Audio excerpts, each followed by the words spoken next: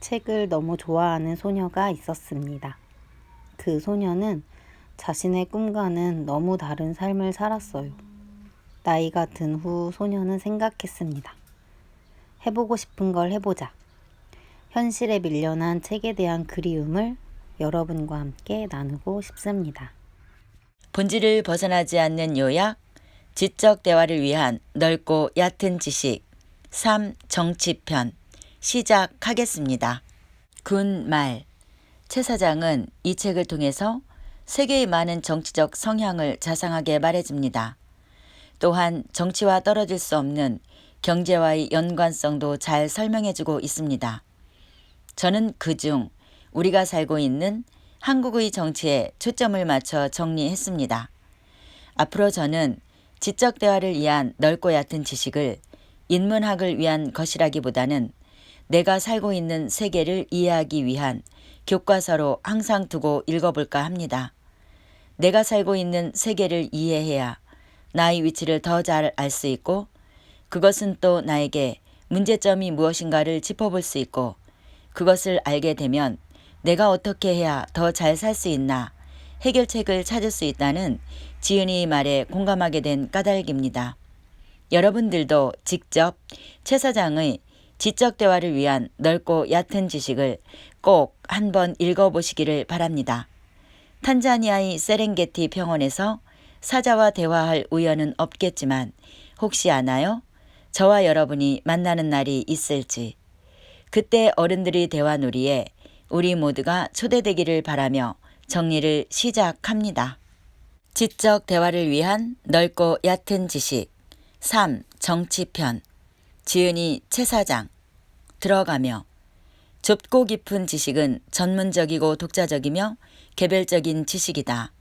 이러한 지식은 우리의 전문성이 되어주고 우리가 행하는 일을 유연하고 효율적이게 해준다.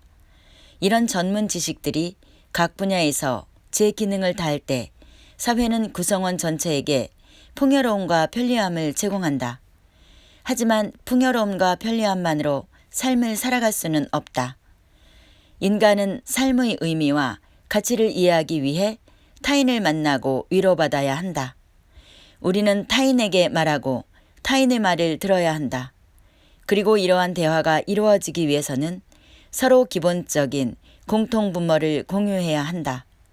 개인적이고 깊은 전문 지식으로는 가능하지 않다. 최소한의 공통분모로서 교양을 공유해야만 한다. 최소한의 교양을 공유하고 있으면서 동시에 전문적이기도 한 수많은 개인은 사실 단순히 두 부류로 나눌 수 있다. 그 구분의 기준은 보수와 진보의 개념이다. 세상의 모든 사람은 자신이 그 사실을 이해하건 이해하지 못하건 간에 이미 보수이거나 진보다. 보수와 진보의 구분은 편협한 이분법적 구도가 아니다. 그것은 세상을 보는 방식이며 개인의 세계관의 표현이다. 지적 대화를 위한 넓고 얕은 지식의 세 번째 여행지는 정치다. 정치란 무엇인가? 결론부터 이야기하면 정치란 경제체제를 무엇으로 할 것인가에 대한 논의다. 앞서 알아봤던 경제체제 중 무엇을 우리가 사는 세계에 적용할 것인가에 대한 논의가 정치의 본질이라 하겠다. 선택지는 두 가지다. 하나는 시장의 자유를 주장하는 입장으로 우리는 이를 정치적 보수라 부른다. 다른 하나는 정부의 개입을 주장하는 입장으로 우리는 이를 정치적 진보라 부른다.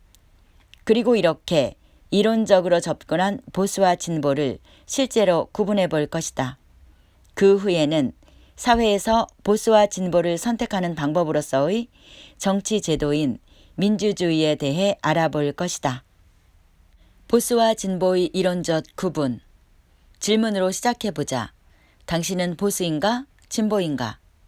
나 자신을 보수 혹은 진보라고 생각하는 사람들이 대답에는 공통점이 있다. 보수와 진보의 개념을 각각 안정과 변화 추구의 의미로 사용한다는 것이다. 세계에 대한 관점의 차이는 타인에 대한 평가를 다르게 한다. 세계가 그나마 안정적이라고 생각하는 사람은 사회에 문제가 발생했을 때 그 문제의 원인이 개인에게 있다고 생각한다. 왜냐하면 사회가 안정적인데 문제가 발생한 것이니 그 문제는 사회의 잘못이 아니라 사회에 적응하지 못한 개인의 일탈 행위라고 보는 것이다. 반대로 세계가 문제가 많고 불안전하다고 생각하는 사람은 사회에서 문제가 발생했을 때 그 문제의 원인을 개인이 아닌 사회에서 찾는다. 왜냐하면 사회가 이미 문제를 내포하고 있으므로 정상적인 개인이라도 그 부조리한 상황 안에서 문제를 일으키게 된다고 보는 것이다. 구체적인 예를 들어보자. 90년대 말 한국의 경제위기 당시에 두 모녀가 카드빚에 시달리다가 동반 자살을 한 사건이 있었다. 딸은 어린아이가 아니고 장성한 성인이었다. 이 사건에 대해 두 신문이 다음과 같은 기사 제목을 붙였다. 갑 신문, 비정한 모정 동반 자살하다. 을 신문, 사회가 모녀를 벼랑으로 몰았다. 같은 사건인데도 두 신문이 바라보는 시각은 상반된다.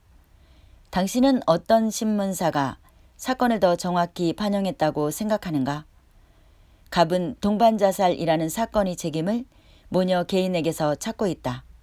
반면 을은 사건의 책임을 사회에 묻고 있다. 이에 대해서 어떤 견해가 옳고 그른지 판단할 수는 없다. 서로 다른 시각은 존재하지만 틀린 시각이란 없다. 보충 설명을 하자면 모녀가 자살했던 당시 사회가 매우 문제적이었던 것이 사실이다. IMF 외환위기의 상황이었고 위기는 불황과 침체로 이어졌다. 경상수지는 적자가 되었고 외환 보유고는 크게 낮아졌다. 기업들이 줄줄이 도산하고 대규모 실업자가 발생하는 등 혼란은 도미노처럼 이어졌다. 국가부도 상황에서 정부는 국제금융기구에 구제금융을 신청했다. 국제통화기금인 IMF는 구제금융의 조건으로 국가 재정을 축소할 것, 그리고 기업들이 방만한 경영에 책임을 물어 강력한 구조조정을 단행할 것을 요구했다. 결국 국가는 사회복지를 포기해야 했고 기업들은 엄격한 구조조정을 시행해야만 했다. 대규모 실업자가 발생했지만 정부는 이를 보호할 수단을 갖지 못했다. 보호받지 못한 가게는 연속적으로 파산했고 실업자들은 생계를 유지하지 못하고 노숙자로 전락했다. 미국은 1929년 경제 대공황 당시 대규모 공공사업으로 실업자 발생을 막음으로써 악순환을 막을 수 있었지만 한국의 경우는 구제금융의 조건 자체가 정부의 긴축 재정과 기업의 강력한 구조조정이었으므로 국가 차원의 일자리 창출이 불가능했다. 그래서 정부는 소비를 활성화하는 방안으로 신용카드 발급 규제를 완화하기로 했다. 카드는 결국엔 빚이지만 악순환의 고리를 끊기 위해 할 수 있는 최선의 방법이었다. 사람들은 쉽게 발급받은 수많은 카드를 이용해 소비를 시작했다. 하지만 모든 사람이 절제력을 갖고 자신을 완벽히 통제할 수 있는 것은 아니다. 이들은 빚을 갚지 못하고 파산하는 사회 문제가 발생했다. 이 사태의 본질은 무엇이라고 생각하는가? 그것은 기업의 빚이 가계의 빚으로 전가된 것이다. 동반 자살을 한 모녀도 어쩌면 정부의 정책과 사회적 분위기 희생양일지 모른다. 따라서 동반 자살의 원인을 사회의 책임으로 보는 을의 기사는 일면 타당해 보이기도 한다. 2001년 8월 한국은 구제금융을 신청한 지 3년 8개월 만에 295억 달러의 차입금을 모두 갚으며 외환 위기에서 벗어났다. 그로부터 20년 가까이 지난 지금 한국은 세계 경제력 상위 10위권의 나라가 되었다. 하지만 청년 실업률은 매년 사상 최고를 경신하고 있고 양극화는 점차 심화되고 있다. 우리는 생각해봐야 한다. 실업과 가난, 그것은 개인의 책임인가? 사회의 책임인가? 우리가 살고 있는 세계는 90년대 이후 발생한 역사상 매우 독특한 경제 체제인 신자유주의다. 현재의 사회 모습을 그대로 유지하자는 입장을 보수 혹은 우파라고 한다. 따라서 아무리 새로운 것과 변화를 추구하는 사람이라고 할지라도 지금의 신자유주의를 옹호한다면 보수에 속한다고 하겠다. 이와 반대로 신자유주의를 비판하는 입장을 진보 혹은 좌파라고 한다. 오늘날 일반적으로 진보라 할 때 그것이 지칭하는 것은 후기 자본주의나 사회민주주의다.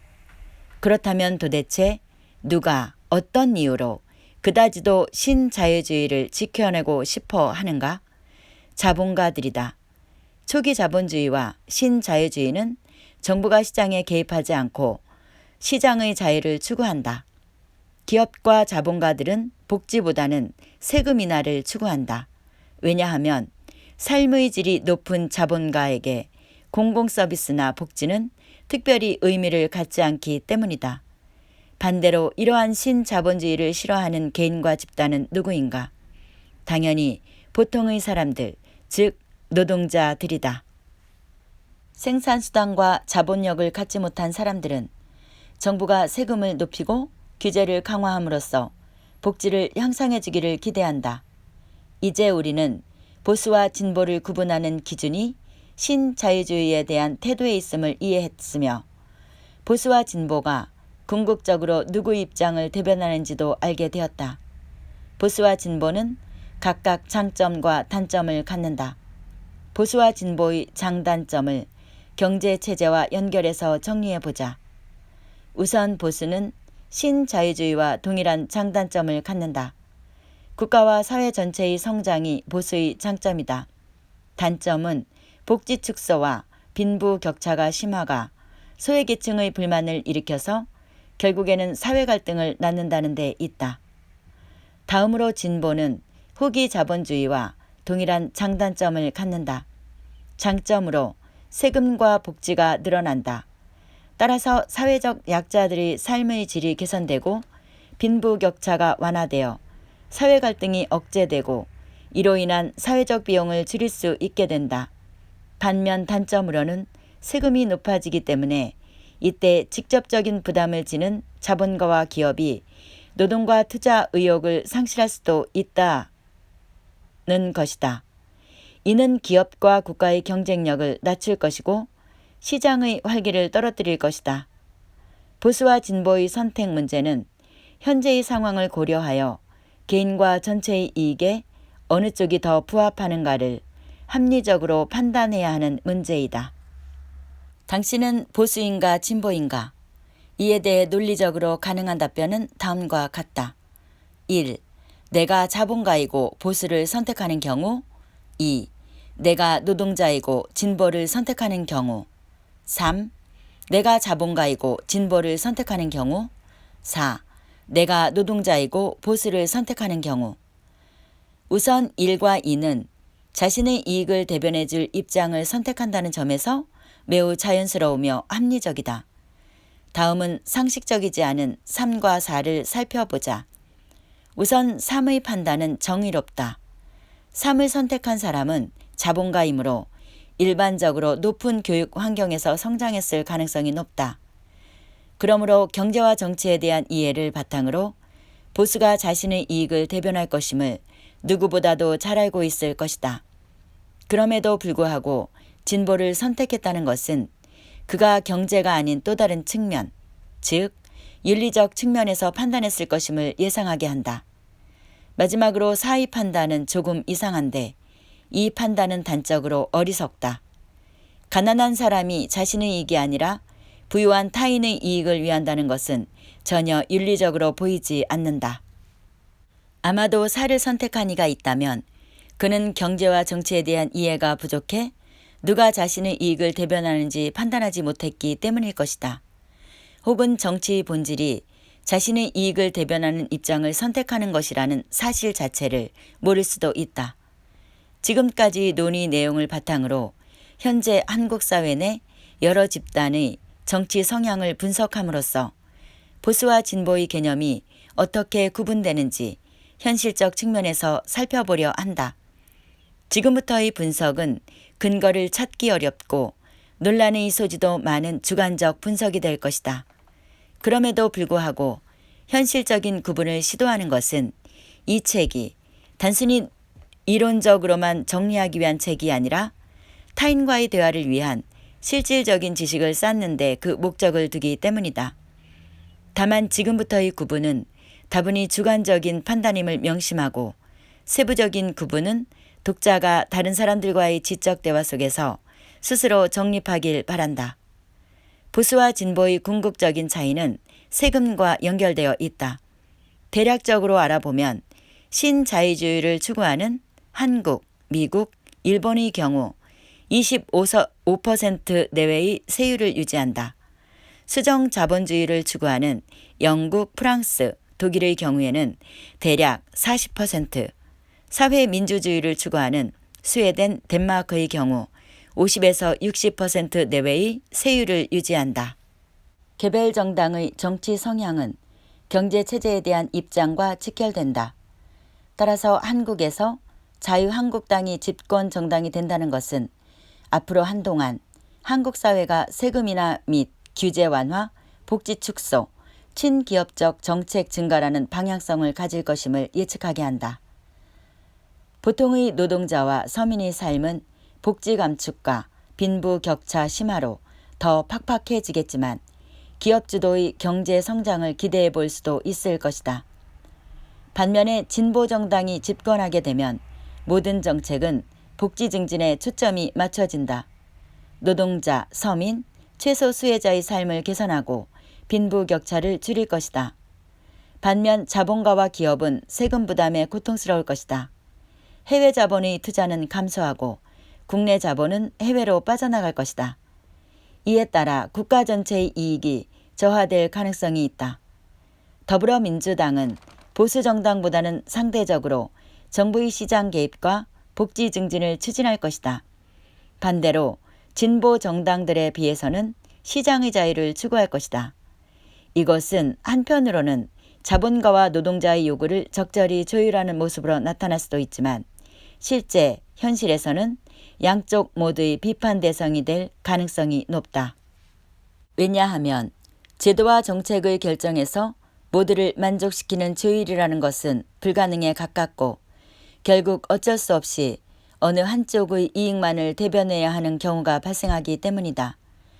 중도를 주장하는 민주당은 현재 한국당에 맞서 진보적 입장과 중도적 입장을 견지하는 것처럼 보이지만 실제로는 어쨌거나 자본주의를 추구하는 보수 정당이다. 따라서 세계의 보편적인 보수와 진보의 개념을 통해 판단하자면 민주당은 엄밀히 말해 보수 정당의 위치에 서게 된다. 한국이 전 세계에서 자유주의를 대표하는 국가인 이유가 여기에 있다. 한국의 제1정당이든 제2정당이든 어쨌거나 누가 집권을 한다 해도 한국은 여전히 자본주의 체제를 유지할 것이기 때문이다. 비리와 부패의 문제가 아니라 이론적이고 이념적인 측면에서라면 선한 정당도 악한 정당도 없다. 욕먹고 비난받아야 하는 사람들은 정치인이나 정당이 아니라 어떤 정당이 자신을 대변하는지 모르고 투표를 하는 사람들이다. 모르기 때문이니 알아야 한다. 왜 이런 현상이 일어났는지. 많은 사람들에게 개인의 의지와 상관없이 언제나 노출되어 있는 것이 언론과 방송사다. 언론과 방송을 보수와 진보로 구분해보자. 오늘날은 미디어가 객관적 사실 전달을 넘어선다는 것에 일반적으로 공감하는 분위기다. 객관적인 미디어는 없다. 이 사실을 전제하고 언론과 방송을 접해야 그나마 객관적인 사실에 근접할 수 있을 것이다. 이 말의 의미는 두 가지로 생각해 볼 수 있다. 하나는 객관적 사실을 전달할 능력이 결여되어 있다는 것이고 다른 하나는 객관적 사실에 의도적으로 개입한다는 것이다. 미디어의 보도에 대해 우리가 우려하는 점은 후자에 있다. 미디어가 객관적 사실을 주관적으로 편집하고 해석해서 전달하는 것 말이다.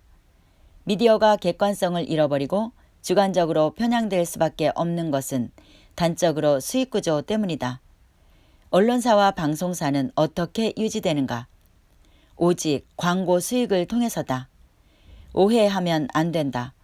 미디어가 판매하는 것은 드라마나 예능 프로그램이 아니다. 미디어가 판매하는 상품은 당신, 바로 시청자이고 상품을 구매하는 고객은 기업이다. 기업은 시청률을 사고 미디어는 시청자를 기업에 판매한다. 사업의 유지를 위한 모든 수익이 기업으로부터 나오니 언론과 방송은 필연적으로 기업의 눈치를 볼 수밖에 없다. 고객은 왕이다. 예를 들어 삼성은 70여 개의 계열사를 보유하고 있는데 수많은 광고를 언론사와 방송사에 맡긴다. 재벌그룹 계열사들의 광고는 언론사와 방송사의 생존에 직결되어 있다. 그런 까닭에 언론과 방송이 재벌그룹의 이익에 반대되는 입장이나 비판적인 내용을 보도하기는 현실적으로 어렵다. 또한 진보적인 정부가 세금과 규제를 강화하는 등 기업의 이익에 반하는 제도를 시행하면 누가 시키지 않아도 앞장서서 이를 비판한다. 결과적으로 미디어는 객관적 사실 전달의 의무를 상실하고 정부의 시장 개입에 반대함으로써 기업과 자본가의 이익을 대변하는 보수적 성향을 띠게 된다. 미디어의 근본적인 이해관계를 파악하지 못하는 사람들 중에는 미디어가 정치 권력의 영향을 크게 받는다고 생각하는 사람들이 많다. 하지만 본질적으로 미디어를 흔드는 것은 정치 권력이 아니라 기업이다. 그러므로 오히려 미디어가 기업의 이익에 따라 정치 권력을 흔들려 한다. 미디어의 이러한 수익 구조의 특성은 한국 사회에서 보수 정당이 지속적으로 승리할 수 있는 주요 요인을 제공한다. 자신의 권리와 이익을 대변하는 정당을 선택하는데 신중하지 않은 대중은 미디어에서 보여주는 이미지를 토대로 선호 정당을 결정한다. 대중은 생각보다 나약하고 무관심해서 자신의 이익과 권리가 무엇인지 스스로 판단하기 귀찮아한다. 미디어는 그 틈으로 파고들어 대중이 봐야 할 것을 친절하고 세련되게 가르쳐준다. 언론과 방송이 진보 성향을 띠려면 우선 수익 구조가 재벌그룹에 의한 광고비로부터 자유로워야 한다. 그래서 운영 규모가 작은 소규모의 미디어는 진보 성향을 유지할 수 있다. 대표적인 예가 인터넷 언론들이다. 우리는 미디어의 특성을 알아보았다.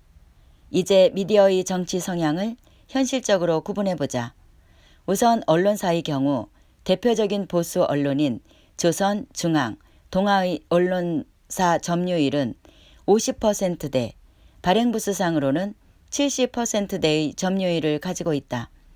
이에 비해 점유율이 낮은 한겨레, 경향 등은 비교적 진보 성향으로 분류된다. 다음으로 방송사의 경우 분명한 정치 성향을 갖는 곳은 조선, 중앙, 동아를 기반으로 하는 종합 편성 채널 정도다.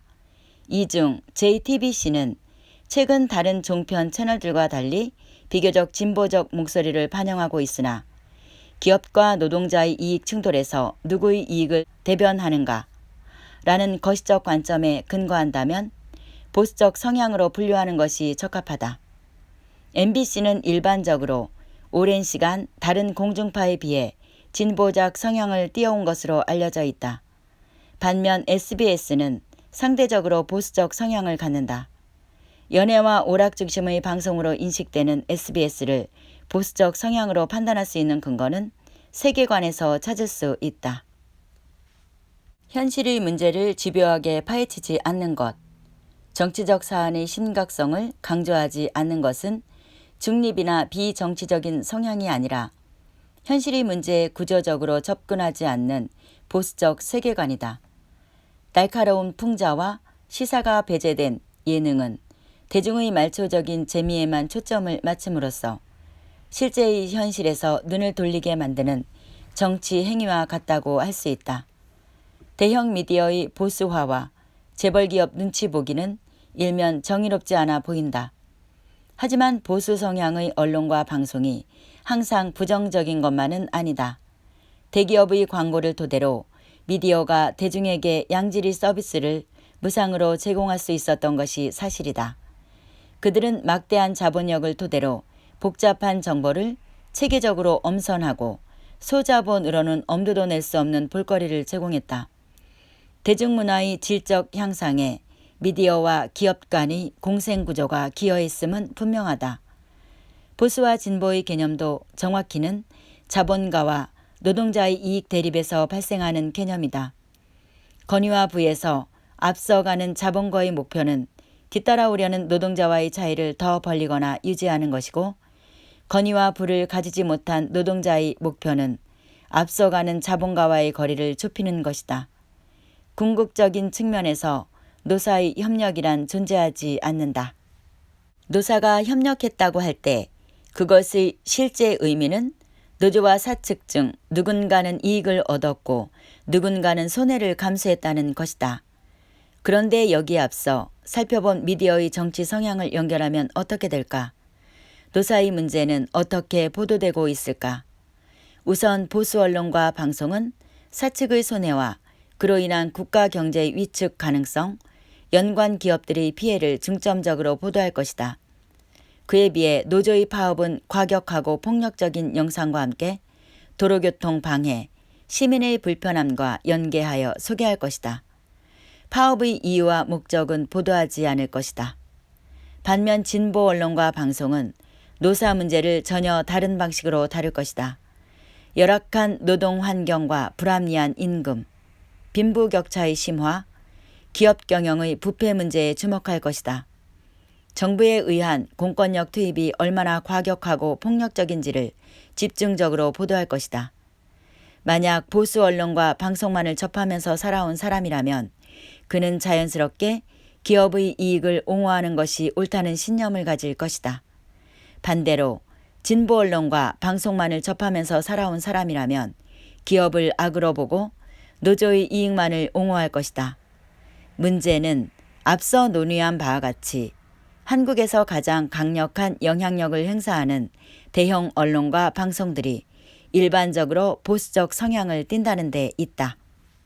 노동자가 다른 노동자의 파업에 대해 막연히 좋지 않은 이미지를 갖는 것, 시민이 파업의 본질보다는 파업으로 인한 불편에 집중하는 것, 이러한 현상은 미디어의 속성을 고려하면 매우 자연스럽다. 한국의 민주주의는 1인 1표제다. 그러므로 한국 사회는 부유한 1%의 사람들에게 유리한 체제가 아니라 가난한 99%의 사람들에게 유리한 체제로 고정되어 있어야 한다. 구체적으로 사회주의까지는 아니더라도 사회민주주의나 후기 자본주의 정도까지는 말이다. 하지만 현실의 한국 사회는 오랜 시간 재벌과 기업에 유리한 신자유주의의 모습을 하고 있고 보수 정당이 막강한 주도권을 쥐고 있다. 바로 여기에 미디어가 한 몫을 하는 것이다. 그리고 또한 역사의 문제가 있었다. 공산주의나 사회주의 체제와 적대 관계를 형성했던 경험 말이다. 트라우마는 우리로 하여금 최대한 우측으로 도망치게 했다. 다음으로 교육의 문제가 있었다. 학교에서의 교육이나 미디어를 통한 교육이나 동일하게 보수적 측면을 띈다는 것이다. 정규 교육에서 교육의 방향성을 결정하는 사람들은 사회의 기득권이다. 기득권의 세계관이 교육의 방향성에 영향을 미칠 수밖에 없다. 마지막으로 대중의 비합리성이 원인이 된다. 대중은 자신의 입장을 대변하는 정당이 무엇이고 어떤 정치 경제 체제가 자신의 이익을 보장하는지 구분하지 못한다. 그것은 다시 대중의 역사적 경험과 편향된 교육 때문이다. 다른 세계, 다른 체제에 대한 과장된 공포가 민중의 의식 저변에 뿌리 깊게 내재하게 된 까닭이다. 하지만 한국 사회의 보수화 성향이 특정 권력층의 의도적 작용이었다고 해서 대중이 비판으로부터 자유로워지는 것은 아니다. 아무리 교육과 미디어를 이용한 권력층의 작용이 있었다고 해도 대중의 이익이 반영되지 않는 경제체제를 끝내 유지하고 있다는 아이러니의 가장 직접적인 책임은 대중에게 있다. 대중 스스로의 비합리성에 대한 책임은 대중 스스로가 져야 한다. 이것만은 꼭 해 보아요. 왜 강남 사람들이 죽어도 무조건 따지지 않고 보수를 선택하는지에 대해 이해를 했습니다.